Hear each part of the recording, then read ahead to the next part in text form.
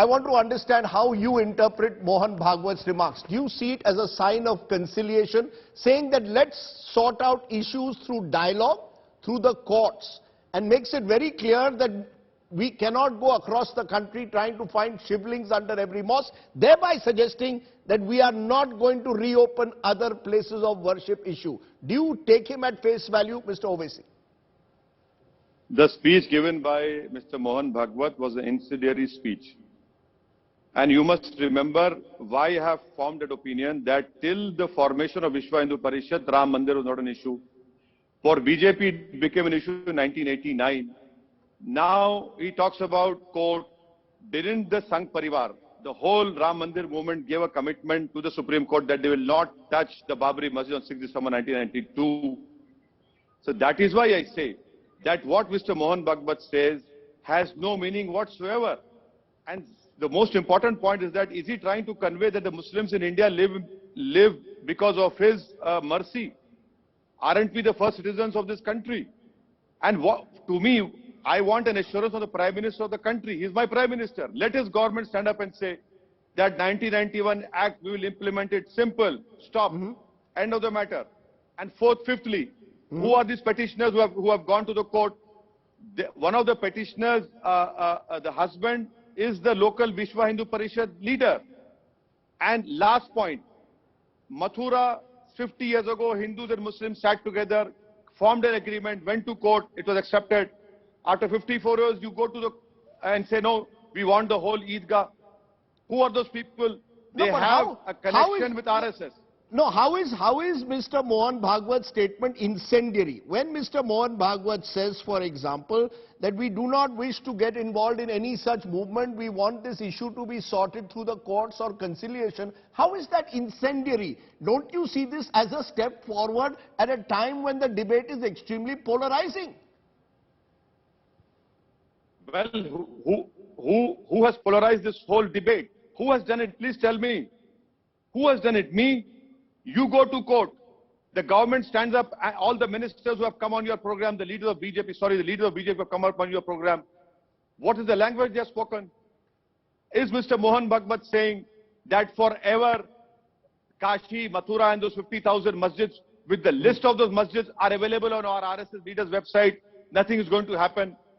I want a commitment from the Prime Minister of this country, simple as that. Mr. Mohan Bhagwat's speech is incendiary because he always connects the Muslims to our ancestry to Hinduism.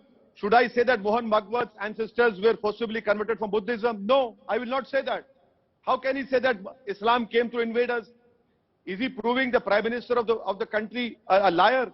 Because the Prime Minister went to Saudi Arabia and gave a replica of the first masjid that came up in Kerala. One minute. Mohan Bhagwat says a large number of Muslims who stayed back in India and did not opt to go to Pakistan are our fellow Indians. We have no opposition against any form of worship. We accept them all, consider all of them holy. They may have adopted that form of worship, but they are descendants of our rishis, munis, kshatriyas. We are descendants of the same ancestors. Why do you say that? Why do you always connect my ancestry to Hinduism? And even if we are in a modern India, which has a living constitution, how dare you do that? I am an equal citizen of this country.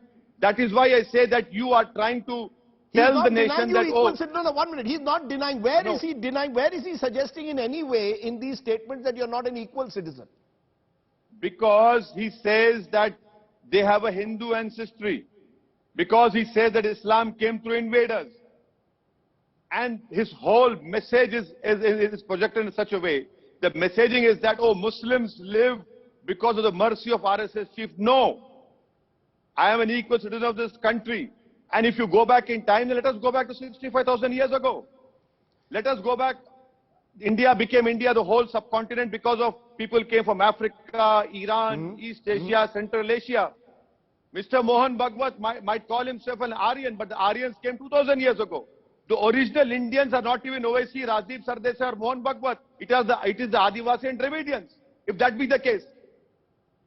Mr. Owaisi, Mohan Bhagwat says we had special devotion towards some places, we spoke about them, but we shouldn't bring out a new matter daily. Why should we escalate the dispute? We have devotion towards Gyanvapi and doing something on that front is all right. But why look for a Shivling in every masjid? He's effectively saying, let's forget all the other cases, let's perhaps sit across the table and settle the matter amicably. Are you ready to sit across the table with Mohan Bhagwat? Or do you teach him as untouchable? What do you want me to do? Sit with him for what? Sit with him for what? Issues. Resolve all contentious issues. There is nothing to be resolved. Everything has been resolved when the Parliament had passed the 1991 Act. Everything has been resolved when the Supreme Court has upheld that Act and elevated it to the level of the basic set of the Constitution. Simple as that. That is why I am saying I do not want all these false assurances from Mr. Mohan Bhagwat and all his company. I want my Prime Minister to say that his government will stand by the 1991 Act. Period. Simple. End of the matter.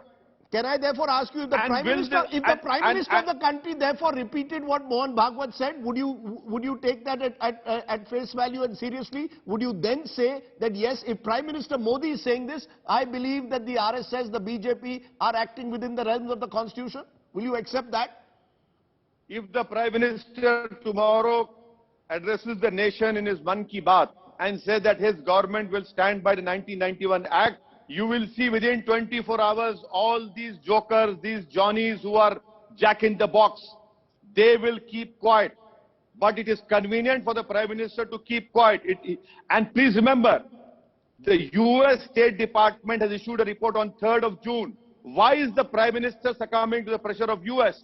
If the Prime Minister had spoken and said 91 Act is supreme, end of the matter. Because the US has now put our great nation in a countries of concern. India has responded to the US saying they have no business to interfere in our internal matters. They should worry about their own politics, the hate crimes, the gun control that takes place there. Yes, of course, I've read the statement. But what did Mr. Mohan Bhagwat say in his yesterday's speech? He said that in Ukraine, the Western powers are sending weapons. Today the government says vote bank politics. So that is why I say that I want a commitment from the Prime Minister of the country that his government will stand by 1991 Act. And Rajdeep, please remember, have not your channel, whether it is Aaj Tak, whether it is UP Tak, whether it is Headlines Today, whether it is the great Sri Rajdeep Sardesai, what have you shown on the program? I have been shouting it's a fountain, but other side said no. Now Mr. Mohan Bhagwat says, oh, don't do it. If Mohan Bhagwat has not said that it is not a Shivling there. He is saying, why should we be going into every mosque finding out whether there is a Shivling there or not? At the same time, he says the Gyanvapi mosque issue should be determined through courts or conciliation. Are you willing for that or not? Or are you sticking to your line that Places of Worship Act prevents any change in status quo, period? Exactly, I agree with you.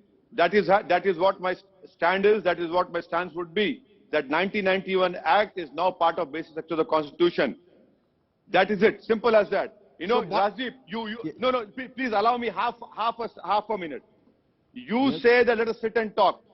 A poor Jain community old man was beaten on the suspicion of being a Muslim. What should I talk? You demolished 22 houses in Khargon, 13 houses in Sendwa without giving notice. All of them are Muslims. You demolished his warehouse in Khambat in Gujarat. You want to erase every cultural issue that contradicts with your ideology. How will you respond to those today who will say, every time we listen to you, Mr. Owaisi, you sound like someone who is engaging in fear-mongering, you're unwilling for any kind of conciliation with the RSS or those who are seen to represent another viewpoint? Didn't the Muslims have a reconciliation with the Hindus 53 years ago in Mathura? An agreement was signed. An agreement was submitted to the court that was upheld. That court accepted that agreement. Muslims had given the land of Eidgah on which a magnificent Krishna Janmasthan Mandir is existing now. We have passed an act in Parliament. Didn't the Parliament assure the Muslims that after Babri Masjid nothing will be touched? Didn't the Supreme Court told the nation that historical wrongs should not be corrected through oppression, or you should not take laws in your hands? Wasn't that enough for the country's Supreme Court's assurance? Wasn't that enough for all these people, what the Parliament has passed the act? Simple as that. I ask you therefore one final time, do you see hope in what Mr. Bhagwat has said? Do you see possibly at least a small step forward, that this is possibly at least a softening of stand, yes or no? You know, I'm reminded of an Urdu sher, सितमगर तुझसे उम्मीदें वफा होगी जीने होगी हमें तो देखना यह है कि तू जालिम कहां तक है. And for all those Johnnies who are saying, oh, let us sit down and talk, इब्तिदाई इश्क है, देखिए आगे होता है क्या. Let me leave it there. Mr. Owaisi, I appreciate your joining us here on the news today.